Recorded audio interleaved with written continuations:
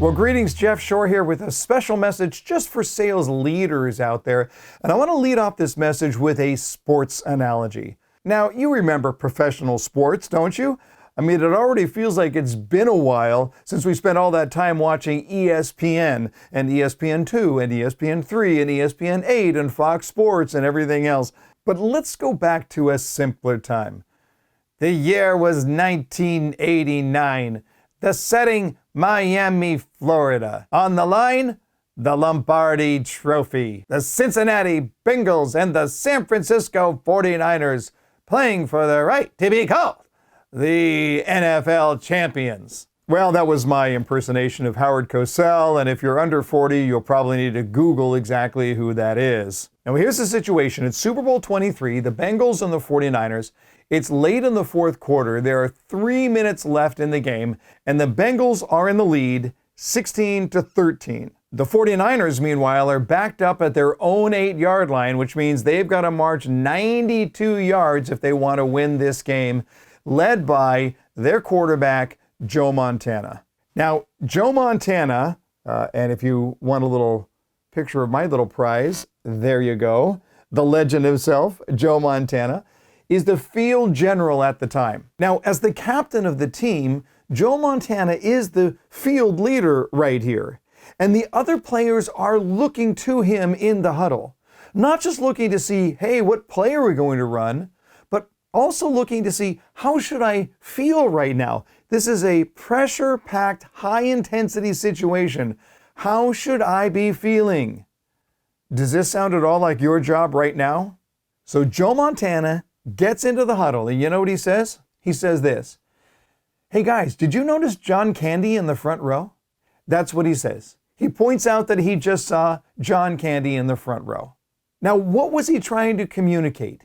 He was trying to communicate that we're going to be okay. We can still enjoy the process even though that we're in a very, very tough spot right now. And what happened next? Everybody calmed down. Everybody performed, and Montana led the team on a 92-yard drive, culminated by a pass to John Taylor to win Super Bowl 23 and hoist the Lombardi Trophy. Now that moment is etched in history based on what? Well, it's based on what a leader did in a time of turmoil, what a leader did in a time of stress. And such is the case today.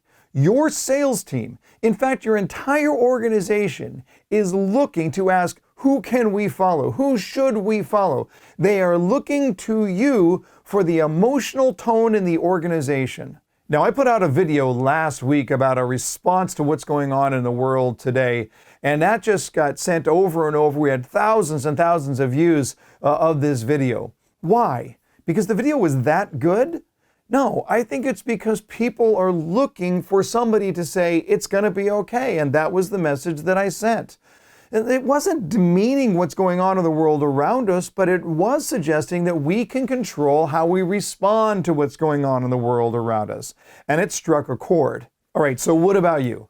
Now listen, straight up, I got to tell you, I have had to talk to a few sales managers this week who are not helping the cause at all. They're buying into the negative energy and they're freaking people out around them. You know, I kind of look at it this way. You know, I fly a lot, and I don't think I'll be flying much in the weeks to come, but otherwise I fly a lot. You know, I don't like turbulence. I really don't like turbulence. As much as I fly, you'd think I get used to it, but I really don't.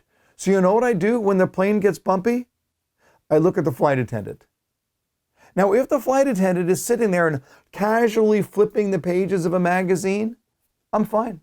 No problem. All is well. But if I see the flight attendant freak out, I'm going to lose it.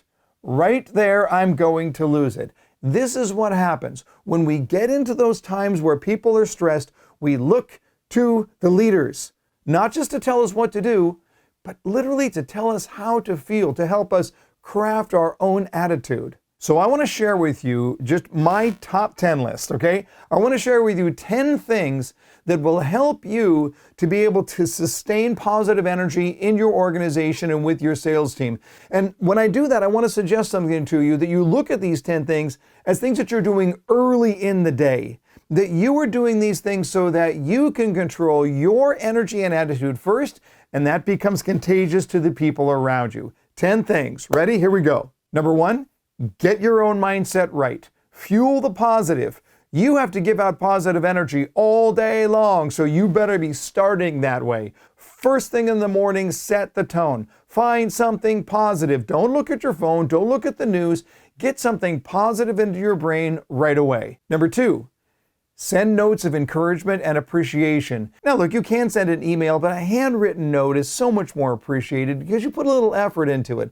But put those notes out there. Let people know that you appreciate them, that they encourage you. And when you do that, you'll be encouraging them. Number 3, start every meeting and every phone call with a positive comment.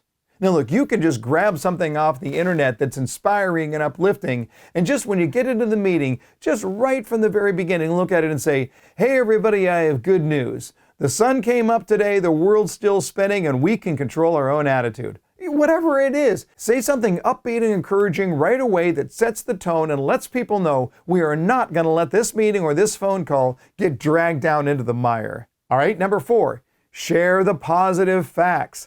When you look at what's going on around us, we still have a healthy economy. We still have a free country. We still have people who are responding in ways that are heroic, and it's beautiful. Share the positive facts, not the negative panic. All right, number 5, celebrate victories in a big way. Every victory that you can find is worth celebrating right now.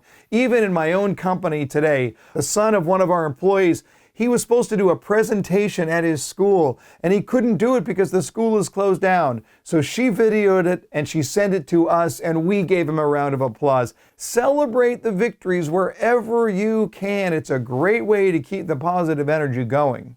All right, here's number 6. Think about the families of your sales professionals. Think about those people who are in the lives of your sales professionals.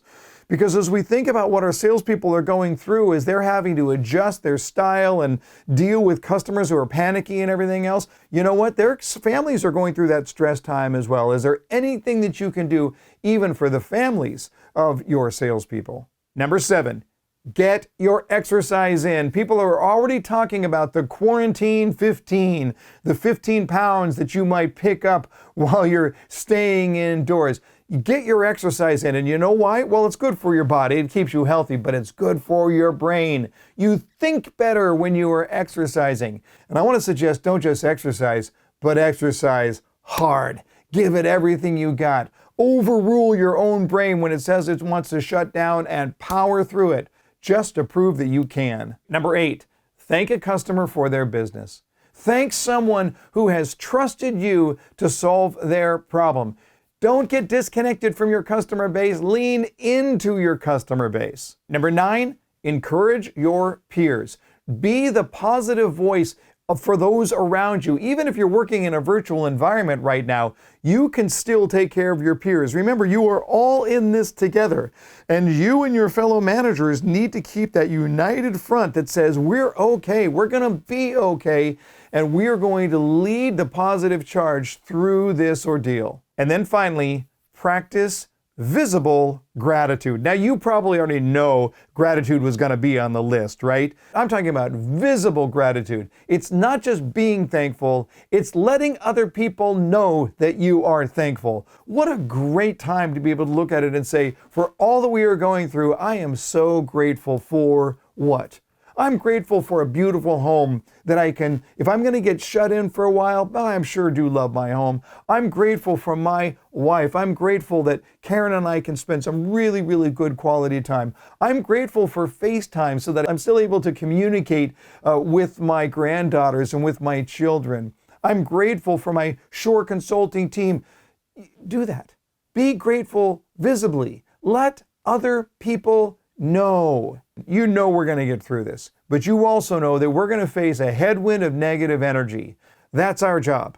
Our job is to fuel the positive energy. Surround yourself with that thought. Start your day in that way.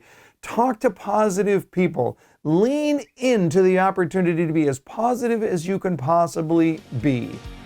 Go out there, lead your salespeople in the right way, and you can change their world.